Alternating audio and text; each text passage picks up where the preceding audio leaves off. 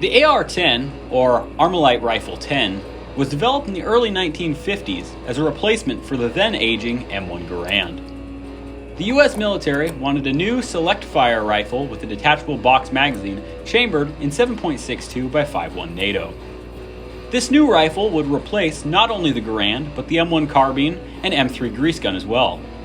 In theory, a full-auto rifle in .308 could be a squad automatic weapon, but in semi-automatic still fill a rifle or carbine role. This would simplify logistics in a major way for the Army. If every infantryman had the same rifle, parts and ammo could be easily supplied, and training would only need to take place on one weapon system. The AR-10 was submitted to Springfield Armory for testing in 1956, where it would be beat out by the then Type 44 prototype, or as it would become the US rifle M14. The original AR-10, with its non-reciprocating charging handle and aluminum components, were simply too ahead of its time for the US Army. By 1969, the M14 would be removed officially from the US Army and Air Force service, being completely replaced by the AR-10's little brother, the M16 and M16A1. The latter half of the 20th century would see a move in the Western world away from the battle rifle concept and towards the assault rifle. A 5.56 gun is far more controllable, both in semi and fully automatic fire. You can carry much more ammo, and the rifle is far lighter for the guys in country carrying it. The AR-10 would see limited overseas contracts and some civilian sales, but there just wasn't much of a market for a military-style rifle in .308, especially at the high prices Armalite and DPMS were asking for the rifle. Many rural Americans still had a fondness for bolt and leather guns for hunting, and cheap surplus Garands filled the market in terms of a home defense and national defense weapon. The .06 was still more common across the US, being used in the last two world wars and through Korea. But eventually, once .308 became a staple for the American shooting community, the M1A would be selected to replace the Garand. For prior military members, the M1A was reminiscent of the guns they carried overseas. The wood furniture and all-steel construction felt comfortable and looked non-threatening. The M1A is the kind of rifle you can keep in the back window of your pickup and people don't think anything about it. The AR-10, however, was inherently militaristic looking, and it was still very expensive. Even into the early 2000s, parts were still scarce and proprietary. The 21st century, however, would breathe new life into the AR-10 platform. As we left the dense jungles of Southeast Asia and looked towards the desert, the Army would face new problems. Suddenly, a 62-grain bullet wasn't enough to reach out and engage enemies. The environments of Iraq and Afghanistan were very different from anything the US Army had experienced in the last 50 years. So in 2003, the US Army would hold another trial for a semi-automatic, box magazine fed 7.62 by 5.1 NATO rifle, and this time the AR-10 would win. By 2005, the M110 was adopted into service and began seeing action in the Middle East. The M110 would be a designated marksman's rifle, intended to increase the standoff range of the average infantry squad. From being able to reach out further to its ability to turn cover into concealment, the 7.62 rifle would be a major force multiplier for US troops during the War on Terror. With the adoption of the M110 would come renewed interest at home for an AR-15 with a little more power. The M16 and the M4 had been in military service for over 30 years at this point, and the public perception of the platform had radically changed. Gone were the Vietnam-era rumors about reliability and lethality, and plastic guns were becoming commonplace. With the rise of shooting sports in America and the explosion of cheap AR-15s in the late 2010s, the M1A just wasn't what it used to be.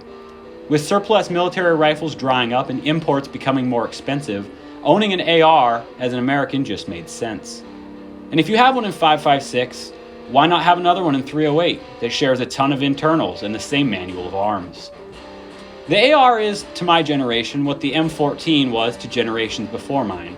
It's cool, affordable, reliable, and for guys who grew up playing Call of Duty and watching movies like Black Hawk Down and Jarhead, this is a badass rifle. It's modular and lightweight, more accurate than the M14 could ever dream of being, with so much more aftermarket support.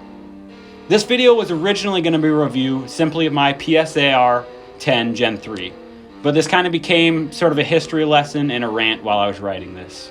I just really like the AR platform, and I think it very well could be the perfect firearm. My AR-10 was my first .308, and I now own 3 of them. But my AR-10 is still the best in every measurable metric. It's compatible with any AR-15 style trigger, so if you don't like the really pretty solid, polished trigger you get from Palmetto State Armory, just throw a Geisley in there. If you don't like the stock, put any AR stock you want. I have the fatter Magpul stock, and I really enjoy that. Any free float AR handguard will work, and I have M-lock all the way to the end of my 18-inch barrel. Buying this rifle, part to part, came out to about $600 buying stuff on sale. And my M1A cost me an entire Geo Metro. Sure, the M1A came with a bunch of mags and other goodies, but come on. And the AR-10 still outshoots it. People get 1 MOA with good ammo and a good shooter. I'm closer to 2.5 MOA with me behind the trigger and Wolf steel-cased ammo. Not bad at all. And mounting stuff to this? A piece of cake. Mounting an optic to an M1A? Now that's a chore. But my AR has pick rail all the way down. Just slap whatever optic you want wherever you want. I've probably only have a little under 2,000 rounds through this rifle because .308's expensive, but it's been completely reliable. Yeah, it's pretty friggin' loud, but it's a battle rifle, and .308, it's gonna be loud and it's gonna spit fireballs. Whether you're hunting or fighting the Russians in the woods, this thing is super easy to carry, at least compared to other .308s. 9 pounds with an optic is not bad. And the ergonomics are fantastic. Having an AR-style safety and bolt release puts this miles ahead of its competition. And Magpul makes mags for it. And they're cheap-ish. You aren't getting good M14 mags for $20. And the mag release is easy to hit. The same can't be said for the rock and lock of the M14. Overall, I would recommend anyone who wants a decent battle rifle, at least if you live in the United States of America, pick one of these up, use it at a gun show, and just shoot the crap out of it. Sorry I don't have any footage of me shooting it. Georgia doesn't have very many public shooting ranges, so getting shooting footage is hard. But these are real decent rifles, and if you're used to the AR-15 and you just want a little more punch, this is a fantastic way to do it. Alright, well, thanks for watching, listening to my rant a little bit. Hopefully come away with a better understanding of .308 rifles in America.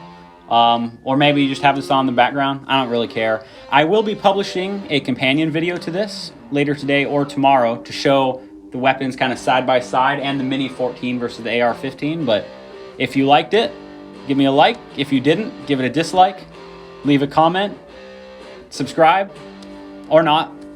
But yeah, thanks for watching.